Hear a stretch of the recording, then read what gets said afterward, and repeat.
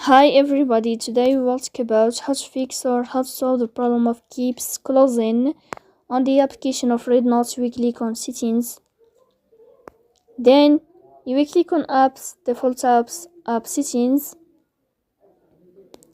In this list you will scrolling down until you find this application of REDnote, and you will click here in this page. Then you will click on first stop and you will click OK. After that you will enter to the window of storage. Here you will click on clear cache, but pay attention, don't click clear data because that can delete your account.